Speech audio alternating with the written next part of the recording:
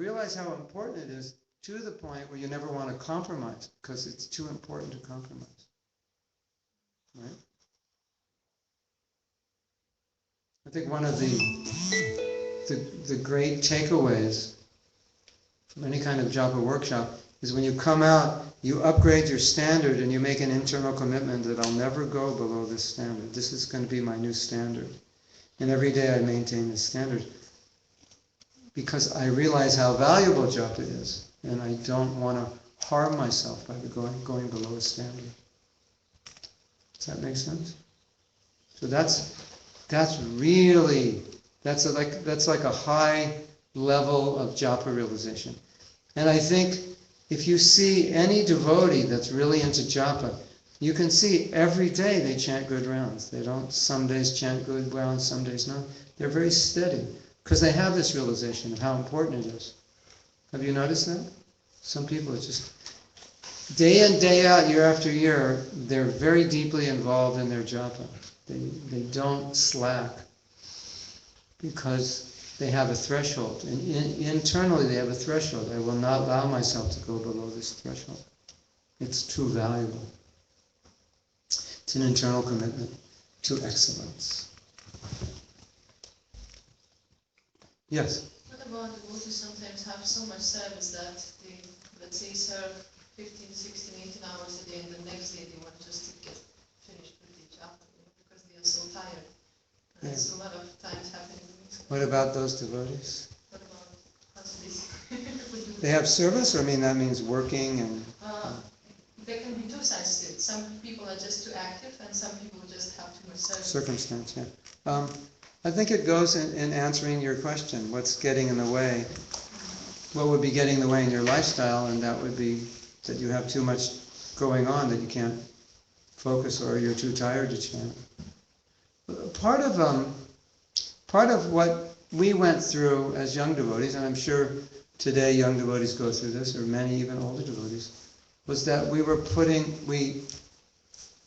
didn't prioritize, we didn't understand the position of japa. So we didn't give it priority. So we thought there were two misunderstandings we had. One is that all service is equal, so japa, deity worship, sankirtan, cooking, everything, nothing was more important. We used to have that idea. So, you just get your rounds done because it wasn't any more important than anything else. And there's a letter in which Prabhupada said, first chant your rounds, then do service. That was his instruction. First, get your rounds done, then service. So he really wanted us to focus, give us that priority. And another misconception is my service validates me as a devotee. So if I'm successful in my service, I don't have to chant good japa because I'm validated. Or if I achieve a certain position, now I've become a temple this or a temple that. I've achieved a position that indicates my success as a devotee, so I don't need to chant good japa. Or then you might say, well, I guess my japa was good enough because they made me temple president, so I'm doing okay. So that was very, very prominent when we were younger devotees, and people would compromise their sadhana because they were successful in their service and they thought that justified the reduced sadhana.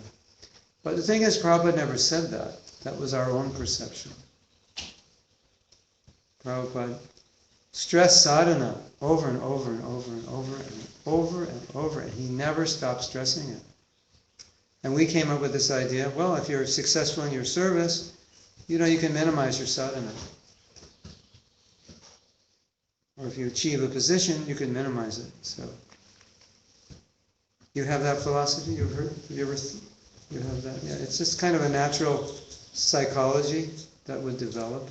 And really what it is, I think, my analysis is, we're not naturally attracted to sadhana and we're very passionate. So it's a way to rationalize. I'm so passionate I need a philosophy to rationalize the fact that I'm just going to get my rounds done whenever and just serve all day. And when people serve 16 hours a day, if it's voluntary, they don't have to, then my first question is, why don't you like sadhana? What, you have problems with sadhana? You know, it seems natural, right? You don't have to work 16 hours, but you are. Or my other question is, what are you running away from? It's like you have something you're not facing, and you're just, you know, like workaholics. Workaholics are running away from problems generally.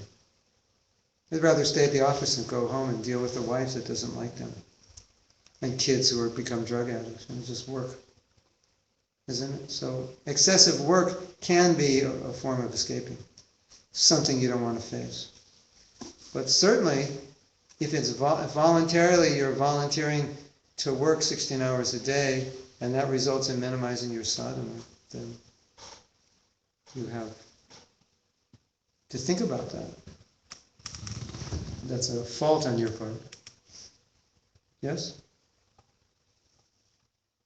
You can have the opposite also. So all sadhana